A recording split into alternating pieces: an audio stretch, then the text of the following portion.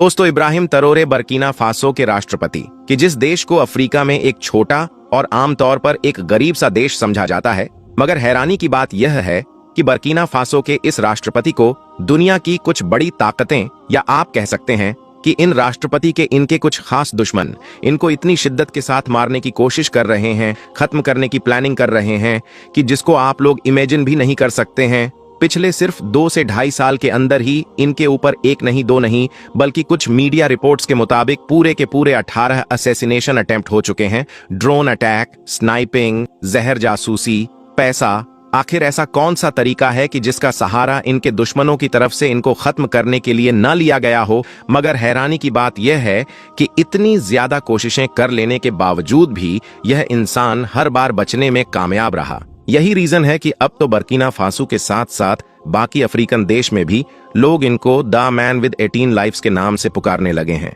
जिसका मतलब यह है कि एक आदमी जो 18 जानों के साथ हो। ऐसा इसीलिए कहा जाता है क्योंकि यह 18 बार ऐसी साजिशों से बच चुके हैं कि जो इनको खत्म करने के लिए इनके दुश्मनों की तरफ से की गई थी। अब बाकी सब तो छोड़िए, यहाँ पर सबसे बड़ा सवाल यह खड़ा होता है कि एक ऐसा लीडर कि जो अभी इतना ज्यादा यंग है कि जो मौजूदा दौर में दुनिया के किसी भी देश का सबसे कम उम्र का राष्ट्रपति है और जिसने गद्दी भी अभी 2-3 साल पहले ही मतलब 2022 में संभाली है, तो ऐसे नए नवेले और कम उम्र के लीडर से भला दुनिया की किन ताकतों को प्रॉब्लम है? और उससे भी बड़ा सवाल यह है कि क्या प्रॉब्लम है। इस पर तो डिटेल में बात होगी ही, मगर उससे पहले जरा थोड़ी सी नजर हम उन कोशिशों पर भी डाल लेते हैं कि जो इनको कत्ल करने के लिए की गई थी। देखिए, इनके ऊपर जितने भी असैसिनेशन अटेम्प्ट्स हुए थे उनमें से ज्यादातर तो ऐसे हैं कि जिनकी जो कंप्लीट जानकारी है वो कभी बाहर आने ही नहीं दी गई सिक्योरिटी रीजंस की वजह से। मगर कुछ ऐसे भी हैं कि जिनको न सिर्फ पूरी दुनिया के मीडिया के द्वारा खूब कवर किया गया था, बल्कि उनसे जुड़ी हुई बहुत सारी जानकारी चाहते हुए या ना चाहते हुए बाहर आ भी गई थी। मिसाल के तौर पर जनवरी 2024 में कि जब बर्किना फासो में एक बड़ा स्पोर्ट इवेंट हो रहा था, बल्कि एक बड़े स्पोर्ट इवेंट की शुरुआत ही हो रही थी कि जिसको अफ्रीका कप ऑफ नेशंस के नाम से जाना जाता है, तो बिल्कुल उसी वक्त ही प्रेसिडेंट इब्राहिम के दुश्मनों ने उनके घर को उड़ाने का प्लान बनाया। खास तौर से यह मौका इसीलिए चुना गया था क्योंकि जो सिक्योरिटी होती है वह डिस्टर्ब होती है, उसका ध्यान बाकी चीजों में होता है। यह लोग अपने इस मंसूबे में लगभग कामयाब हो भी चुके थे, मगर इस प्लान के अपने आखिरी अंजाम को पहुंचने से बिल्कुल चंद लम्हा पहले ही बर्किना फासो की जो सिक्योरिटी थी वह रशियन फॉरेन इंटेलिजेंस की मदद से इसको अनकवर करने में कामयाब रही और फौरन ही इस पूरे मंसूबे को नाकाम कर दिया गया। हैरानी की बात तो यह है कि इनके दुश्मनों ने एक बैकअप प्लान भी बना रखा था। मतलब यह कि अगर यह घर उड़ाया नहीं जा सका तो बैकअप के तौर पर इन्होंने गवर्नमेंट की गाड़ियों के उन जत्थे को या खास एक गाड़ी को उड़ाने का ही प्लान बना रखा था कि जिसमें आमतौर पर देश का प्रेसिडेंट या बाकी कोई दूसरा जो सबसे बड़ा लीडर होता है वही घूमता है। मगर जब पहला प्लान फेल हो ही चुका था तो फिर सिक्योरिटी वहां तक भी आसानी के साथ पहुंचने में कामयाब रही। इसी तरह का ही एक और मामला कि जिसने बर्किना फासो के लोगों के होश उड़ा दिए थे वह तब हुआ था कि जब अचानक से एक दिन इब्राहिम तरावरे के जो सबसे क्लोज रहने वाले गार्ड्स होते हैं, जो सिक्योरिटी के लोग होते हैं, उनमें से एक फौजी ने एक दिन यह खुलासा किया कि उसको इब्राहिम तरावरे को खत्म करने के लिए 5 मिलियन ऑफर किए गए थे। रिपोर्ट के मुताबिक बाहर का एक इन्फ्लुएंशियल बंदा बर्किना फासो आया और उसने आते ही इब्राहिम तरावरे के जो सबसे करीब में रहने वाले सिक्योरिटी के लोग थे उनसे रिश्ते बनाने शुरू किए और फिर उन्हीं में से एक सिपाही एक फौजी को $5 मिलियन ऑफर किए ताकि वह इब्राहिम तरावरे को खत्म कर सके। उस सिक्योरिटी के बंदे ने वो 5 मिलियन ले भी लिए थे और उसके प्लान के लिए हामी भी भर दी थी। प्लान यही था कि इब्राहिम तरावरे को उस वक्त खत्म किया जाएगा कि जब वह नमाज अदा कर रहे होंगे, वो भी पॉसिबल ही एक मस्जिद के अंदर। मगर हैरानी की बात यह है कि इब्राहिम तरावरे के हमेशा आसपास रहने वाले उस सिक्योरिटी गार्ड ने वो पैसे ले तो लिए, उसके प्लान पर भी हामी भर दी थी, मगर बाद में उसने इब्राहिम तरावरे के पास जाकर सारे प्लान की पोल खोल दी। कुल मिलाकर इस तरह से इब्राहिम तरावरे के खिलाफ एक और असैसिनेशन अटेम्प्ट फेल हो चुका था। उसके मुताबिक उसने ऐसा इसलिए किया क्योंकि उसका जमीर यह करने की उसको कभी भी इजाजत नहीं दे सकता था। ऐसा ही एक और असैसिनेशन अटेम्प्ट उस वक्त किया गया था कि जब बर्किना फासो के प्रेसिडेंट इब्राहिम तरावरे साहिल की 2 कंट्रीज के साथ एक बड़ी डील साइन करने के लिए जा रहे थे। ये एक ऐसी डील थी कि जिसके अंडर में फिर माली, बर्किना फासो और अफ्रीका का एक और देश, मतलब कि टोटल तीनों देश एक अलायंस तैयार कर रहे थे कि जिसके अंदर न सिर्फ मिलिट्री कून ऑपरेशन शामिल था बल्कि इकोनॉमिक ऑपरेशन भी शामिल था। तीनों ही देशों से फ्रेंच और बाकी जो बाहर की फौजें हैं उनको बाहर निकालना था और बाकी भी बहुत सारे फैसले लेने थे। मुद्दे की बात यह है कि इब्राहिम तरावरे को तो इस इवेंट से 1-2 दिन पहले भी वार्निंग दी गई थी,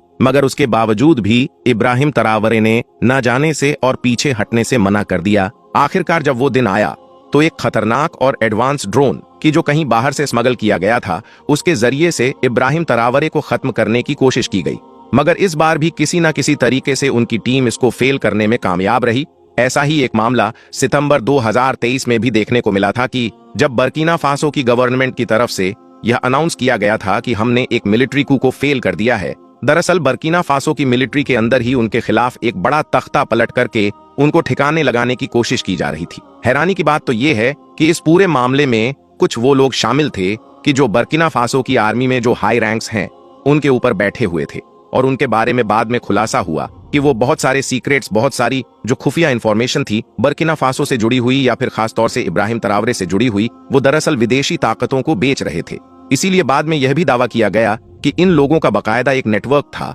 जो बाहर की बड़ी ताकतों के द्वारा चलाया जा रहा था। इसी वजह से इस नाकाम तख्ता पलट की कोशिश के बाद पूरे बर्किना फासो में एक बड़े लेवल पर प्रोटेस्ट देखे गए थे, लेकिन यह प्रोटेस्ट दरअसल इब्राहिम तरावरे के सपोर्ट में थे। 2023 में ही उस वक्त भी बर्किना फासो में और जनरली पूरे अफ्रीका में ही सोशल मीडिया पर भूचाल आ गया था, जब कुछ अनवेरिफाइड रिपोर्ट्स के जरिए से यह दावा किया जाने लगा था कि इब्राहिम तरावरे के खाने में जहर मिलाने की कोशिश की गई थी। तो कुल मिलाकर 1, 2 या 3 नहीं, बल्कि इब्राहिम तरावरे को निशाना बनाए जाने के ऐसे बेशुमार मामले हैं कि जिनको यहां पर एक बार में मेंशन किया भी नहीं जा सकता है। मगर इन तमाम चीजों को सुनने के बाद अब सवाल यही खड़ा होता है कि आखिर इब्राहिम तरावरे में ऐसा क्या खास है कि इस इंसान को इतना निशाना बनाने की कोशिश की जा रही है। तो दोस्तों, अगर इधर उधर ना जाते हुए सिर्फ एक सेंटेंस में जवाब दिया जाए तो वो जवाब होगा पैन अफ्रीका और साथ ही साथ एंटी वेस्ट। दरअसल आपको पता ही होगा कि पिछले कुछ वक्त से अफ्रीका के बहुत सारे देशों में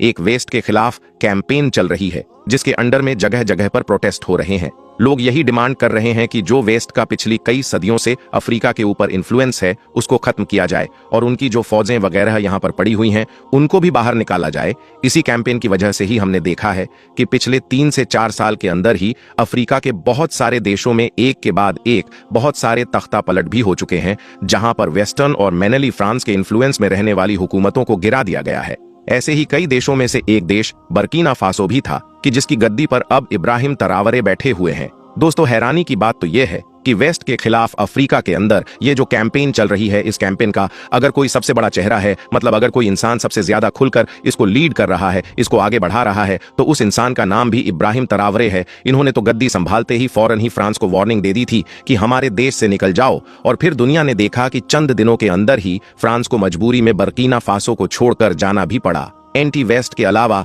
इब्राहिम तरावरे की एक पहचान यह भी है कि वह पैन अफ्रीका की आइडियोलॉजी को आगे लेकर चलने वाले नेता माने जाते हैं। मतलब एक ऐसा नेता कि जिसकी यह विचारधारा है कि जो पूरा अफ्रीका है उसको यूनाइट किया जाए, उसको एक छाते के नीचे लेकर आया जाए। जाहिर सी बात है, अफ्रीका के अंदर बहुत लंबे वक्त के बाद किसी ऐसे नेता को भरता हुआ देखा जा रहा है कि जो इस आइडियोलॉजी को सपोर्ट करता हो। इससे पहले शायद यही चीज लिबिया के मुअम्मर गद्दाफी में देखी गई थी। अगर आपको समझने में कुछ कंफ्यूजन हो रही है तो आपको बताते चलें कि अफ्रीका के जिसके ज्यादातर देश आमतौर पर आज गरीब समझे जाते हैं, वो दरअसल गरीब हैं जरूर, लेकिन अगर कुदरती तौर पर देखा जाए तो वो गरीब नहीं है, क्योंकि उनकी जमीन में तो कुदरत की तरफ से दिए हुए ऐसे ऐसे माल दफन हैं, ऐसी ऐसी चीजें छिपी हुई हैं कि जो दुनिया के बाकी इलाकों में एक ही जगह पर देखने को नहीं मिल सकती है। गोल्ड की तो बात ही ना कीजिए, क्योंकि गोल्ड अफ्रीका के पास जितना है इतना दुनिया के किसी और इलाके में नहीं नजर आ सकता। मगर इतना सब कुछ होने के बाद भी अफ्रीका जो आज दुनिया में सबसे गरीब है,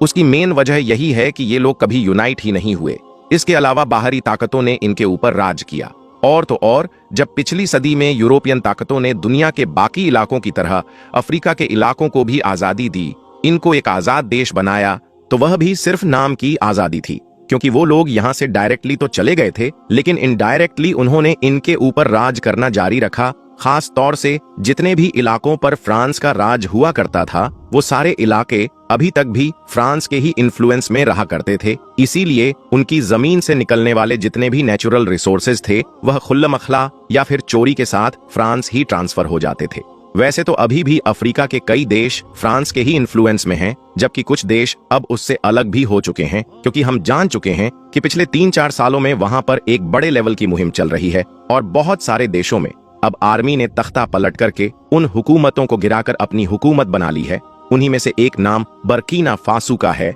जिसके लीडर इस पूरे मामले में सबसे आगे नजर आ रहे हैं। बर्कीना फासो के प्रेसिडेंट इब्राहिम तरावरे के दुश्मनों के तेजी के साथ बढ़ने का एक रीजन यह भी बताया जाता है क्योंकि यह रशिया से बहुत ज्यादा क्लोज हो चुके हैं और रशिया से क्लोज होने की वजह से ही अब रशिया का इन्फ्लुएंस भी अफ्रीका के इस खास इलाके में बढ़ रहा है, जो चीज जाहिर है बाकी दूसरी ताकतों को बिल्कुल भी अच्छी नहीं लग रही है। इसके अलावा क्योंकि 2022 में इब्राहिम तरावरे खुद भी एक मिलिट्री के जरिए से ही आए थे, गद्दी पर बैठे थे, इसीलिए अब इस बात में भी कोई शक ही नहीं है कि खुद इनकी मिलिट्री के अंदर ही इनके कुछ दुश्मन